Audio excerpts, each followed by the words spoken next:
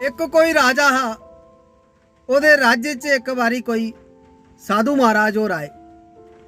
साधु महाराज और बड़े विद्वान ते बड़े ज्ञानी है। उनका कोल दूरा दूरा दुनिया आने लगी उनके दर्शन वास्ते, उनका आशीर्वाद लैने वास्ते। जेल्लै खबर महाराज उनके कोल पुजी ते महाराज और भी अपनी सेना अपने मंत्री लेइयै उनके महाराज उनके कोल चलिए दर्शन करन। साधु महाराज और बड़े खुश होए। उन्हें आख्या राजन तू मेरी इन्नी सेवा की अपने राज्य विच, मंग के मंगना तू? उन्हें आख्या महाराज मेरे को सब किश है, परमात्मा का दिता मेरे को सब किश है, बस कोई ऐसी चीज़ कोई ऐसा तबीद दौड़ो कि औखे वेले बुरे वेले वो मेरा कम होवे।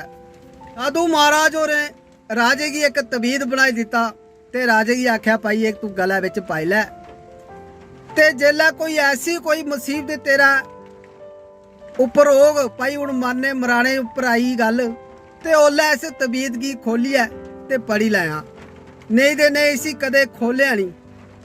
राजे ने आख्या ठीक है महाराज, जियां तुस आख्यो इयां गै मैं करंग।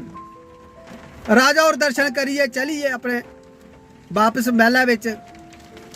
ते एक बारी फिर वो राजा अपने सिपाहियों कन्नै शिकार खेडन गया।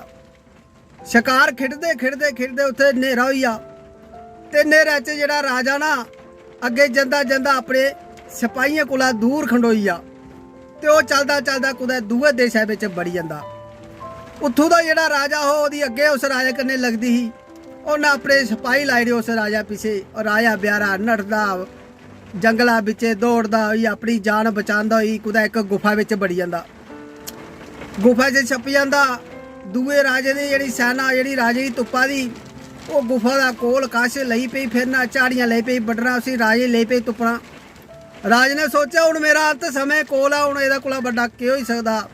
उसी चेता आया उस तबीज दा, उन्हें तबीज खोलिया, खोलियै उन्हें उसी पढ़िया ते ओहदे विच लिखे दा हा कि यह समा भी बीती जाना। जिसलै राज ने यह चीज़ पढ़ी ते उसी थोड़ा इयां शांति इयां सुकून मिलिया। उन्हें आख्या भाई ये समा भी खबर है बीती गए जाना।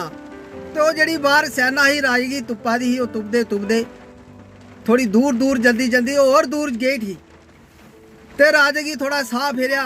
और रातों रात उन्हें मुड़िया उत्थुआ निकलते निकलते अपने महला विच अपने देशा विच वापस आई आ।